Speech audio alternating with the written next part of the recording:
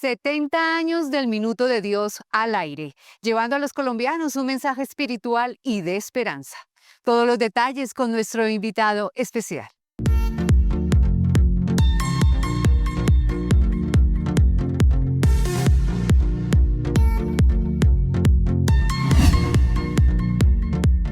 Padre Diego Jaramillo, ante todo, muchísimas gracias por permitirnos estar detrás de cámaras en la grabación del Minuto de Dios, que ya cumple 70 años al aire. Bueno, con el padre García Herreros, cuando él estaba vivo, me pidió que los días martes lo reemplazara en la televisión.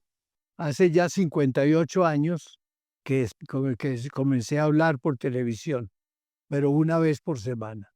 Y cuando el padre murió, que fue en 1992, entonces hace 33 años, tuve que asumir ya el programa todos los días. Y muchas veces cuando voy a un colegio, estoy en la calle, etcétera, mucha gente se acerca a pedirme que se me tome con ellos una fotografía y dicen, es que yo lo he visto a usted desde que estaba pequeño, desde que estaba en la casa, mi mamá nos tenía ahí al frente del televisor y ahí lo fuimos conociendo y posiblemente también viendo envejecer.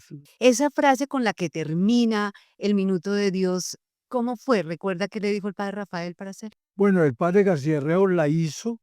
Dios mío, en tus manos colocamos este día que ya pasó y la noche que llega, pero yo cuando lo reemplazaba a él los días martes, como dije ahora, no decía esa frase, sino que decía buenas noches, porque creía que esa frase la debía de decir él, que era característica de él, y no era para que yo se la plagiara. Pero cuando él murió, dije, no, pues el programa era de él y ojalá que la presencia de él espiritualmente siga con nosotros. Entonces comencé yo también a decirla. Y recuerdo que alguna señora me llamó para felicitarme por esa frase y me dijo, pues era como si estuviera escuchando todavía al padre García Herrero. ¿Cómo hace usted para escribir esta reflexión, esos minutos, todos los días que los graba también al final de la semana? ¿Cómo es ese proceso? Yo generalmente para grabar los minutos de Dios lo hago el día viernes para prepararlos de la semana siguiente.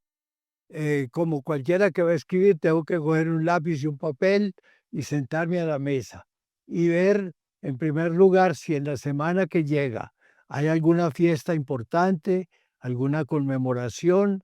Por ejemplo, el mes de mayo es el mes de la Virgen María, por ejemplo, la elección del Papa León XIV, algún acontecimiento así importante o alguna fiesta litúrgica. Y si no, pues voy tomando temas generales de la doctrina de la iglesia y los voy comentando. Ujú. Y después ensaya, tiene oportunidad de ensayar o se ayuda con el teleprompter. No, y pues escribo el texto y luego lo pasamos al computador y entonces del computador pasa al televisor donde lo puedo leer como si fuera un teleprompter y entonces lo voy leyendo. Sí, Minuto de Dios, también obviamente educación, vivienda y pues ayuda a todas esas personas y en situaciones también difíciles de los colombianos. Claro, y después entonces se fue complementando con una corporación industrial para el trabajo, se fue complementando con un centro carismático para la espiritualidad basada en la figura del Espíritu Santo, se fue complementando con una cooperativa para ayudar a la gente a que resuelva sus problemas económicos, se fue fundando también otra entidad dedicada a la agricultura, más que todo al campo, se llama Fundación Agroecológica. Entonces ha habido muchas fuerzas y muchas cosas que han ido surgiendo de las ideas originales del padre Rafael. Padre Diego, esta cruz también es un símbolo de esa obra del Minuto de Dios. Sí, esta cruz, el padre García Herreros, cuando hablaba en televisión, tenía siempre de fondo una cruz.